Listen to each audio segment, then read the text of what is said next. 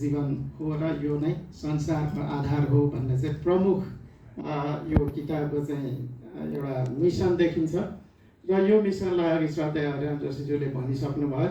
यस्तै खालको अब आगोको पनि आउनु पर्यो अथवा चाहिँ यहाँ हलभित्र भएका विद्यार्थीवर्गबाट चाहिँ आफ्नो क्षेत्रबाट जे गर्न सकिन्छ त्यो कुराहरू चाहिँ लेखनमा आउनु पर्यो र यो सन्दर्भलाई उहाँले एकदमै राम्रोसँग महाकवि देवकोटाको उदाहरण नै दिएर जो चाहिँ मृत्युशय्यामा परिसक्दाखेरि पनि बोल्दै चाहिँ साहित्यको सृजनामा लिन हुनुहुन्थ्यो। र चाहिँ यो अवस्थामा सबैजना पुग्न त अलिकति गाह्रै होला। त्यसो हुँदै पनि त्यो अवस्थामा नपुगे पनि त्यो अवस्थामा भोलि पुग्नै पर्छ भन्ने चाहिँ दिमागमा राखेर आफ्नो इच्छा अनुसारको केही कुराहरू कम्तीमा रेकर्ड गरेर छोडेर जान पाइयो भने कमसेकम भोलि आउने पिँढीले भोलि आउने सन्तानले चाहिँ यस्तो खालको चिजहरू थियो रहेछ यसलाई चाहिँ हामीले जगेर्ना गर्नुपर्छ भन्ने हिसाबले पनि थाहा पाउने अवस्था हुन्छ जुन भनेको चाहिँ हाम्रो पुस्तान्तरण हो। यो पुस्तान्तरण चाहिँ अति जरुरी छ जो चाहिँ अहिले हामीले यो स्टेजमा पनि यो आजको कार्यक्रमले पनि एक किसिमको पुस्तान्तरणलाई चाहिँ ल्याइराखेको छ। जुन चाहिँ श्रद्धेय यो हरिराम जोशीज्यू हुनुहुन्छ उहाँले भन्दै गरेको कुरो हामीमा सर्नु भनेको पनि विशेष पुस्तान्तरण हो जुन कुरो चाहिँ उहाँ बाहेक अरूबाट सर्न सक्दैन।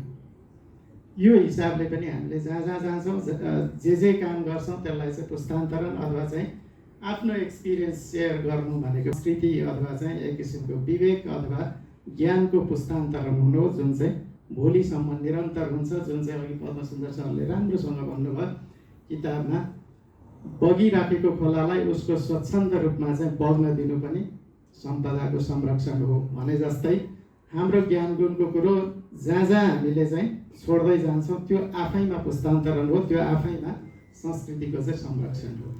यति भन्दै आज यो धेरै कुरा बोल्न त मलाई अनुमति थिएन होला सम्भवतः, खालि कार्यक्रमको अलिकति धृष्टता गरेँ, यति बोलेँ, सम्भवतः यति त सहन सक्नु पनि हुन्छ होला।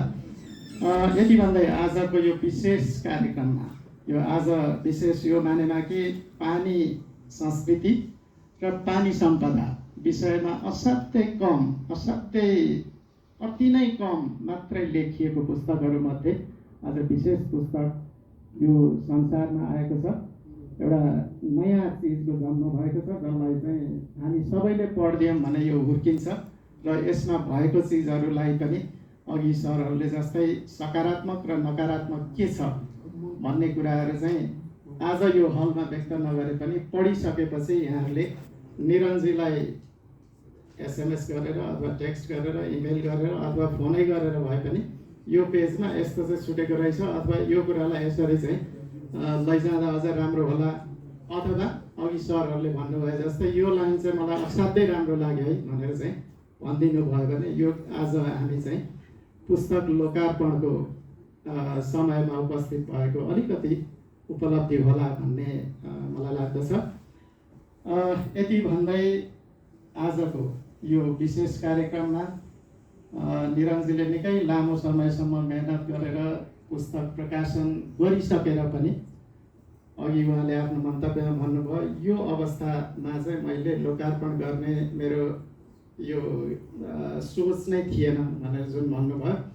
सोच नहुँदै पनि यतिका धेरैजनालाई चाहिँ भेला पार्नुभयो। सम्भवतः यो साह्रै छोटो समयमा गरिएको थियो किनभने मलाई पनि यो 6-7 दिन अगाडि मात्रै उहाँले चाहिँ यस्तो कार्यक्रम छ आइदिनु होला भनेर चाहिँ आफै आएर चाहिँ इन्भाइट गर्नुभएको थियो र यसको लागि म उहाँलाई विशेष धन्यवाद दिन चाहन्छु।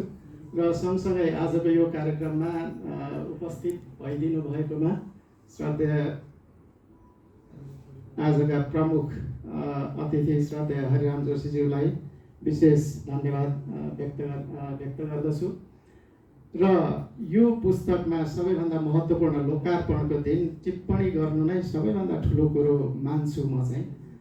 त्यसैले यो लोकार्पणको दिन कसैले नहेरेको अवस्थामा कसैले केही व्यक्तिले यो पुरै आद्योपान्त हेरेर त्यो विषयप्रतिको चाहिँ आफ्नो टिप्पणी आफ्नो मन्तव्य र त्यसको सकारात्मक नकारात्मक पक्ष यहाँ सबैलाई उजागर गरिदिनु भनेको अति कठिन काम पनि हो। र यो विशेष काम गरिदिनु भएकोमा दुवैजना विद्वत वर्गमा म विशेष आभार व्यक्त गर्दछु।